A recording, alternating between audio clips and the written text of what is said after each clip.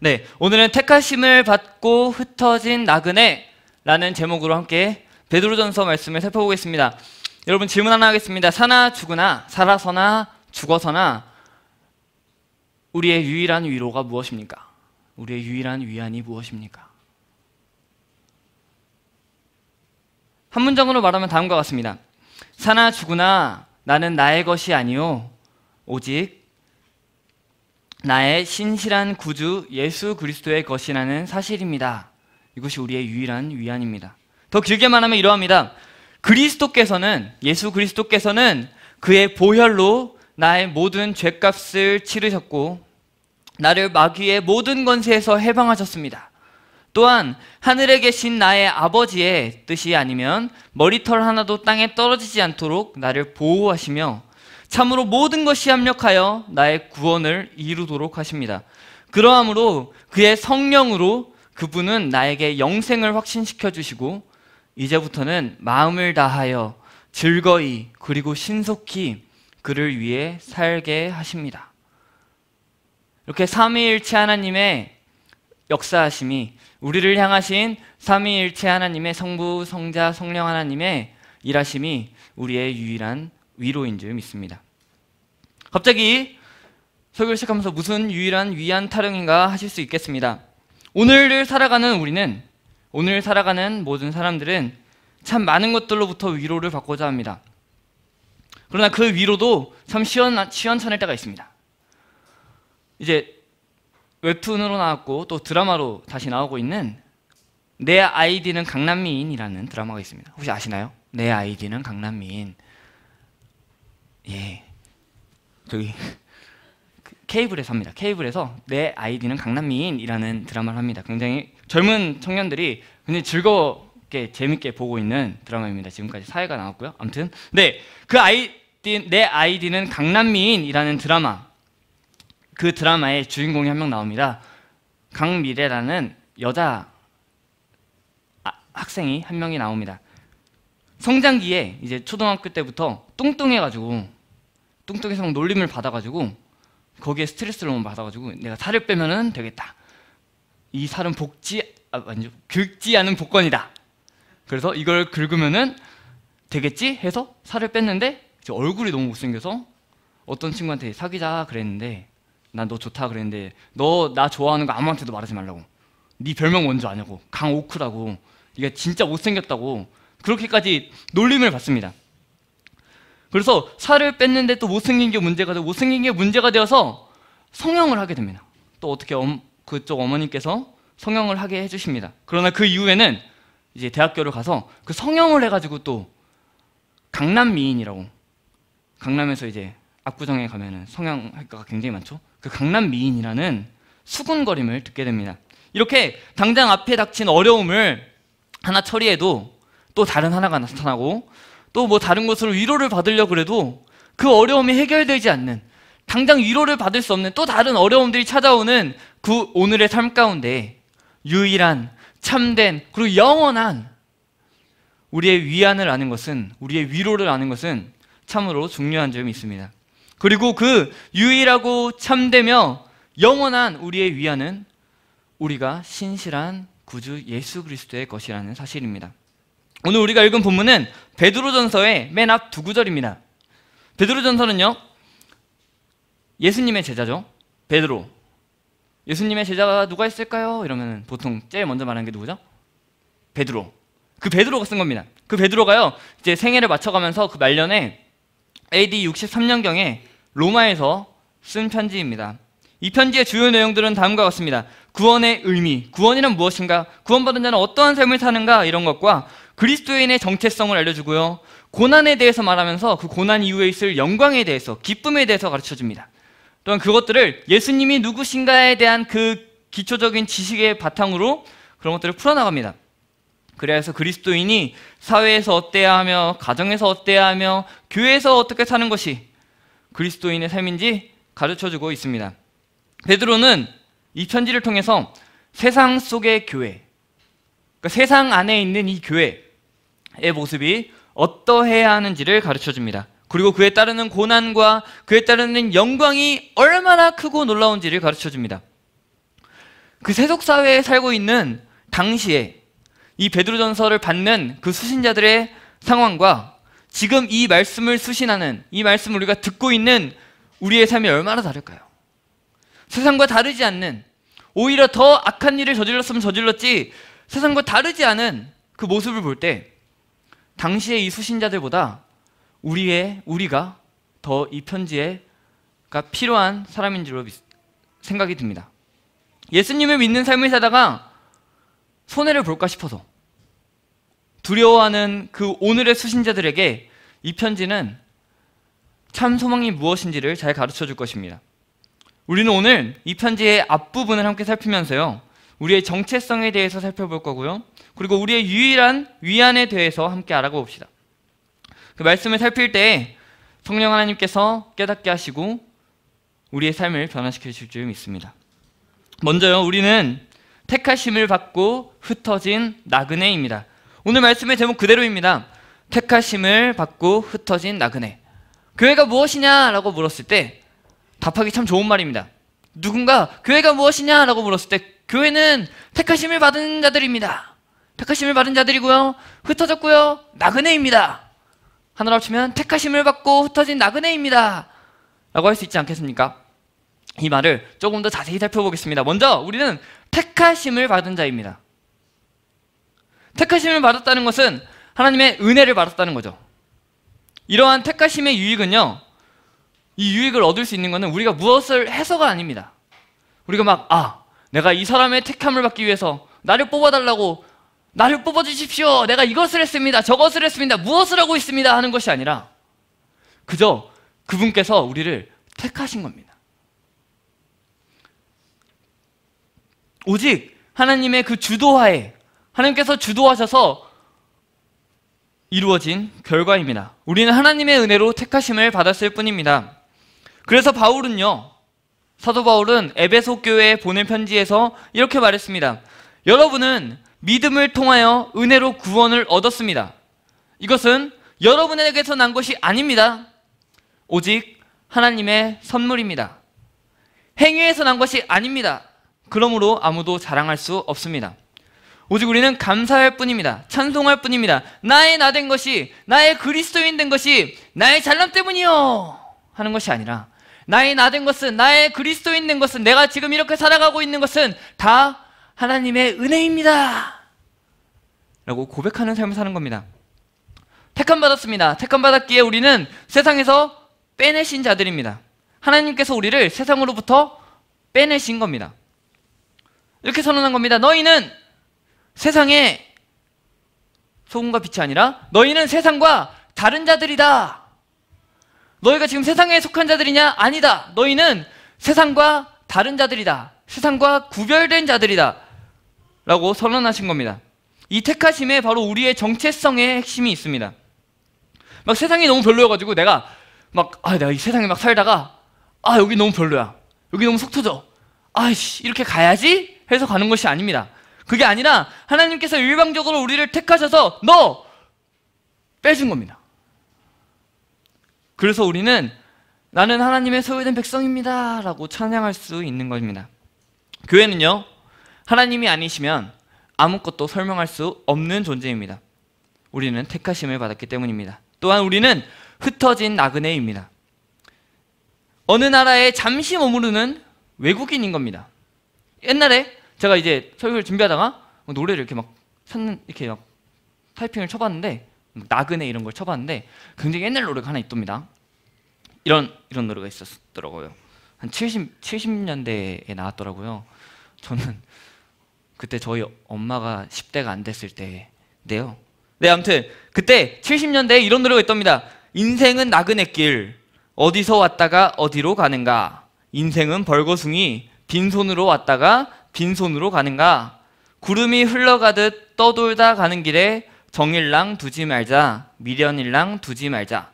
인생은 나그네길, 구름이 흘러가듯 정처 없이 흘러서 간다. 우리는 택하심을 받은 자들입니다. 그렇기에 정체성이, 그리고 소속이 세상과 다를 수밖에 없습니다. 하나님 앞에 가는 그날까지, 하나님 앞에 서는 그날까지 구름이 흘러가듯 흘러가는 인생입니다. 우리는 본질적으로 세상의 사람들과 도저히 섞일 수가 없어요. 이 세상에 머무를 수 없고 이 세상에 영원히 뿌리낼 수도 없습니다. 마치 우리가 등산을 하는데 막 짐을 막 생겨가지고 나는 이것도 하고 저것도 할 거니까 막 가방을 막 여러 개를 챙겨서 올라가고 내려가지 않죠. 정말 필요한 것만 잠깐 갔다가 내려올 거니까 가지고 올라가고 내려오듯, 수련회나 수양회를 가면은 잠시 그곳에 머물다가 오듯, 진짜 내 소속은 여기 있고 여기는 내가 잠깐 갔다 오는 거다, 이러한 생각으로 갔다 오는 겁니다. 교회는요, 이 세상을 반드시 지나가게 되어 있습니다. 그리고 우리는 이 세상을 지나가고 있는 나그네입니다. 그리고 우리는 흩어져 있습니다. 흩어져 있음을 왜 굳이 말할까요? 이것은 다시 모일 것이라는 것을 보여줄 수도 있습니다. 흩어진 나그네, 지금 흩어져 있는 나그네의 마지막 종착지가 어디입니까? 바로 하나님 나라이며 하나님 앞입니다. 이 땅에서 흩어진 주의 교회가요, 마지막 날에 예수 그리스도께서 다시 오시는 그날에 하나님의 부르심을 받고 이 세상을 지나가다가 마침내 하나님 앞에 다 같이 모여서 하나님을 찬양하는 겁니다. 그리고 그 가운데 필요한 가르침, 즉 어떻게 그러면은 우리가 흩어진 나그네인데, 택하심을 받은 흩어진 나그네인데 우리가 이 세상을 지나갈 때 어떻게 지나갈 것인가? 어떻게 이 세상을 지나갈 수 있을까? 어떻게 지나가야 잘 지나갔다고 소문이 날까? 그 가르침을 바로 베드로전서 본론에서 가르쳐줍니다. 우리는 우선 교회가 하나님의 택하심을 받은 흩어진 나그네라는 사실을 기억합시다. 저와 여러분은 그러한 사람들입니다. 구원받기로 선택된 사람들입니다. 베드로는 이제 택하심을 받고 흩어진 나그네라는 것에서 그치지 않습니다. 더 나아가서 삼위일체 하나님을 언급합니다. 우리의 유일한 위안이라고 말했던 그 삼위일체 하나님, 성부 하나님, 아버지 하나님, 성자 예수님, 그리고 성령 하나님, 이렇게 그 삼위일체 하나님에 대해서 말하고 있습니다. 우리의 구원 사역, 우리의 구원을 이루어 가시는 가운데 성부 하나님은 어떠한 역할을 하고 계시고, 성자 하나님은 어떠한 역할을 하고 계시고, 성령 하나님은 어떠한 역할을 하고 계신지를 설명해 주고 있습니다. 구원이요, 하나님의 주권적인 선택과 일방적인, 그리고 우리는 도저히 저항할 수 없는 은혜에 의해서 이루어진 것임을 보여주고 있는 겁니다. 왜냐하면 우리는 하나님의 은혜로 택하심을 받았고 하나님의 은혜로 흩어진 나그네들이기 때문입니다. 각 일격의 하나님이, 각 성부 하나님, 성자 하나님, 성령 하나님께서 어떠한 역할을 주도적으로 행하셨는지 보겠습니다. 먼저 성부 하나님입니다. 2절에서 이렇게 말합니다. 곧 하나님 아버지의 미리 아심을 따라. 이 표현은요, 이제 택하심을 받은 자들에게와 연관이 됩니다. 하나님 아버지의 미리 아심을 따라 선택받은 너희라는 겁니다. 이 본문의 초점은요, 교회가 교회된 것, 너희가 그리스도인 된 것, 그리고 그 그리스도인들이 모인 교회가 된 것, 교회가 교회된 것은 하나님의 계획과 의지, 즉 하나님의 뜻에 따른 것이다 라고 강조하는 겁니다. 여러분의 구원은요, 우리의 교회됨은요, 우리가 이곳에 모인 것은요, 그저 갑자기 막 하나님이 기분이 좋아져가지고 즉흥적으로 막 하나님이 막 아무 생각 없으시다가 누가 뭐 하나 이러다가 어우 너 재밌게 한다, 너 일로 와 교회, 이렇게 한 게 아니라 그 이전에 하나님께서 미리 예비하신 것입니다. 구원은요, 하나님께서 영원 전에, 창세 전에 세우신 뜻과 계획에 따라서 진행됩니다. 그렇기에 우리가 받은 구원, 교회의 교회됨은 충분히 준비된 것이며 그 값어치가 무궁한 것입니다. 사도 바울은 로마서 8장 29절에서 이렇게 말합니다.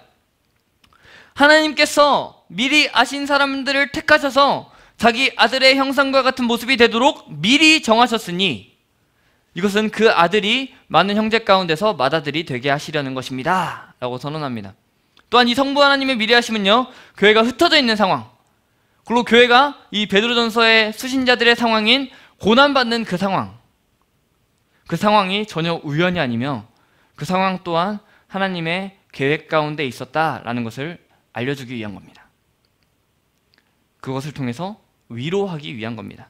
다음으로 성령 하나님이십니다. 이렇게 말합니다. 성령이 거룩하게 하심으로 라고 말합니다. 사람이 구원을 받고 사람이 점점 거룩하게 되는 성화의 과정을 걸어가는 그것이 사람 스스로의 노력 때문이 아니다.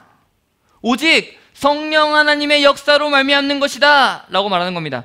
거룩하게 한다는 말은 전인격적으로 삶이 변화되는 겁니다. 마음이 변화되고 생각이 변화되고 행동이 변화되는 그 변화를 의미합니다.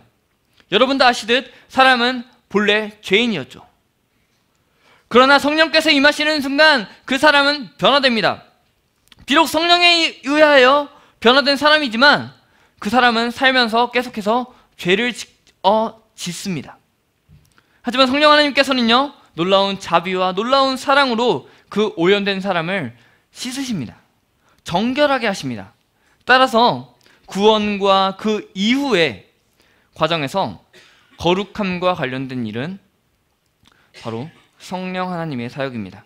마지막으로 성자 하나님, 즉 예수님입니다. 이렇게 말합니다. 순종함과 예수 그리스도의 핏부림 이라고 말하는 것을 쉽게 말하면 예수 그리스도에 대하여 순종하기 위해서, 너희가 예수 그리스도에 대하여 순종하기 위해서, 예수 그리스도를 순종하기 위해, 예수 그리스도를 믿기 위해서, 예수 그리스도를 따르기 위해서, 또 너희가 예수 그리스도의 피로 뿌림을 받기 위해서, 핏뿌림을 받기 위해서입니다. 예수 그리스도에 대한 순종함은 구원받은 사람이 말씀을 지킴으로 거룩하고 흠이 없어야 한다는 말입니다. 그리고 예수 그리스도의 핏뿌림이란 그 구약시대 출애굽기 24장에 나오는 그 희생제물의 피가 뿌려지는 것을 생각나게 합니다. 교회가 교회로서 태어날 때 발생하는 바로 속죄의 사건입니다. 복음을 들어서 믿음에 이르는 거죠. 그리하여 우리가 그리스도의 피로 정결하게 된 것, 그리고 예수 그리스도를 의지하여 날마다 정결한 삶을 계속하여 유지해야 함을 가르칩니다. 이것은요, 매일매일의 순종, 교회가 날마다 살아가면서 한 걸음 한 걸음 걸어가면서 하나님의 말씀에 순종하는 것, 그리고 예수 그리스도의 용서하심을 말하는 것입니다. 하나님이 우리를 이제 예수 그리스도를 향한 순종으로, 예수 그리스도를 향한 순종의 삶을 살아라 라고 우리를 의도하셨습니다만 우리는 자주 넘어집니다. 우리는 자주 죄에 의해서 더럽혀집니다. 베드로는 이런 우리한테 계속적인 그리스도의 핏뿌림, 즉 그의 희생의 피를 통해서 하나님과 하나님의 백성 사이의 교제에, 죄로 인해서 점점 멀어지고 있는 이 사이, 그 교제를 계속적으로 회복시키시고 우리의 죄악이 이미 용서받았고 우리가 하나님 앞과 하나님의 백성 가운데 환영받고 있음을 계속해서 기억하게 하는 겁니다. 그렇게 우리는 이렇게 고백할 수 있습니다. 내가 매일 십자가 앞에 더 가까이 가오니 구세주에 흘린 보배 피로써 나를 정케하소서 라고 고백할 수 있습니다. 베드로는요, 오늘의 본문을 통해서 베드로전서 전체에서 하고자 하는 메시지를 다 담았습니다. 이후의 본문에서는요, 베드로전서 1장 3절부터 마지막 절까지는요, 오늘의 본문 이야기를 더 자세히 풀어나갑니다. 오늘의 교회가 가져야 할 것이 무엇일까요? 이 땅의 교회를 향한 미리 아심, 이 땅의 교회를 향한 하나님의 미리 아심과 성령 하나님의 거룩하게 하심과 예수 그리스도의 복음이 바로 우리의 교회에 필요한 것입니다. 세상과 구분되어야 하는 그 교회가 세상과 구분되지 않을 정도가 되어버린 요즘입니다. 우리가 가야 될 방향을 잃어버리고 우리가 살아야 하는 목적, 그리고 우리가 살아갈 방법, 우리가 살아갈 그 목적지까지 다 잃어버린 요즘입니다. 이런 교회에게 베드로는 확실하게 말하고 있습니다. 교회는 너네가 생각해서 나온 게 아니다. 교회는 사람의 생각으로 뭔가 나온 것이 아니다. 시대의 흐름이 요구하는 대로 만들어진 것이 아니다. 시대가 이렇게 해라, 이런 공동체에 만들어져라, 시대가 요구해서 만들어지는 것이 아니다. 교회는 하나님께서 부르셨고 하나님께서 만드신, 하나님께서 미리 아시고 하나님께서 만들어내신 공동체다 라고 가르쳐주고 있습니다. 교회는요, 세상과 시작부터가 다릅니다. 소속 자체도 다릅니다. 그리스도인과 그리스도를 믿지 않는 자들은 소속 자체도 다르고요, 삶의 방법도 다르고요, 삶의 목적도 다르고요, 삶의 꼬리니 다른 겁니다.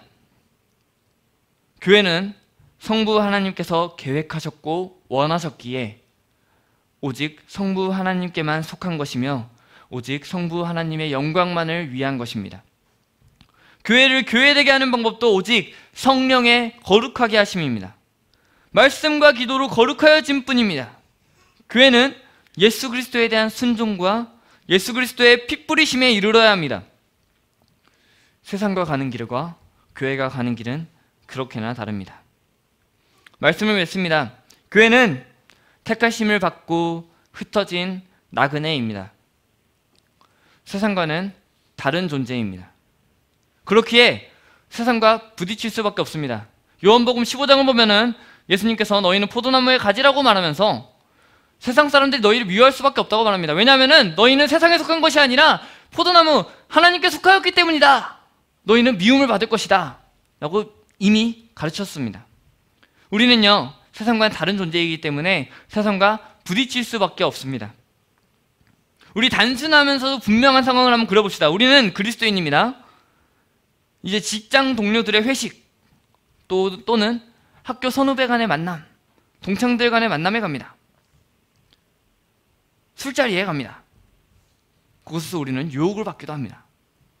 또한 회사에서 불법적인 일을 하라고 뭔가 불법적인 것 같은데 불법적인 것 같지 않게 보이는 아무도 모르는 불법적인 일, 이것을 저지르도록 유혹합니다.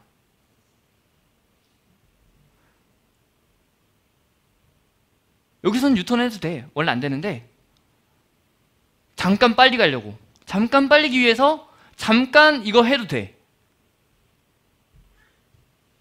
잠깐이잖아.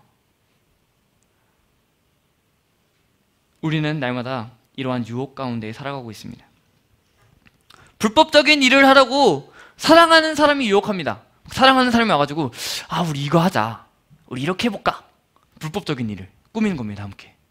또는 불법적인 일을 해서 성공하기를 원합니다. 음식점을 갔는데 생일 쿠폰이 나오죠. 생일 쿠폰 이런 거 애슐리 이런 데 가면은 생일 쿠폰이 나옵니다. 그 쿠폰을 받기 위해서 너가 생일을 그냥 지금 근처로 해서 써내면은 너가 받을 수 있잖아. 그럼 그거 하면은 너가 더 맛있는 걸 먹을 수 있어. 이거 할까? 이러면 합니다. 하는 사람들이 있어요. 네, 그러한 상황들 가운데 우리의 신앙 양심은 점점 혼미해져 가고요. 우리가 바르게 걷고 있다고 생각했던, 우리가 정말 굳게 다짐했다고 생각했던 것이 점점 흔들려져 갑니다. 그러고 나서는 스스로 이 정도는 괜찮겠지. 하나님도 하나님이신데 그러니까 왜 나를 죄짓게 만드셨어? 이러면서 이렇게 점점 스스로 위안을 삼곤 합니다. 그러고는 불법적인 일을 저지르죠. 교회의 어른 되시는 여러분들, 우리 아이들 앞에서 어느 정도의 불법은 괜찮다며 스스로 위안 삼으며 살지 맙시다. 우리가 먼저 확실하게 불법을 저지르지 않는 모습을 보여줄 때 그건 안 돼! 라는 것을 여러분의 본을 보이실 때 우리의 교회가 더욱 하나님의 뜻에 합당한 교회다운 교회가 될 줄 믿습니다. 여러분, 세상에서 우리는 고난을 받습니다. 분명합니다. 세상에서 고난을 받습니다. 예수 그리스도를 믿기 때문에 고난을 받습니다. 세상과 다르기 때문에 고난을 받습니다. 세상에 속한 자라면 고난을 받지 않을 텐데 세상에 속하지 않았기 때문에 우리는 고난을 받습니다.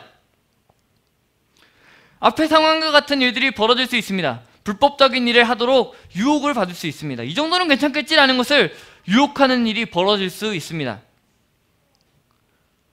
그러할 때 여러분, 믿음의 선택을 하시기를 바랍니다. 왜냐하면 우리는 삼위일체 하나님의 구원 역사의 일원인, 삼위일체 하나님의 택하심을 받고 흩어진 나그네이기 때문입니다. 그러한 우리의 유일한 위안은 삼위일체 하나님께서 우리의 일생을 이끄신다는 사실입니다. 말씀을 시작하며 말씀드린 우리의 유일한 위안을 다시 한번 읽어드리고 말씀을 마치겠습니다. 우리의 유일한 위안은 이러합니다. 사나 죽으나 살아서나 죽어서나 나의 유일한 위로는 나는 나의 것이 아니요 몸도 영혼도 나의 신실한 구주 예수 그리스도의 것이라는 사실입니다. 예수 그리스도께서는 그의 보혈로 나의 모든 죄값을 치르고 나를 마귀의 모든 권세에서 해방하셨습니다. 또한 하늘에 계신 나의 아버지의 뜻이 아니면 머리털 하나도 땅에 떨어지지 않도록 나를 보호하시며 참으로 모든 것이 합력하여 나의 구원을 이루도록 하십니다.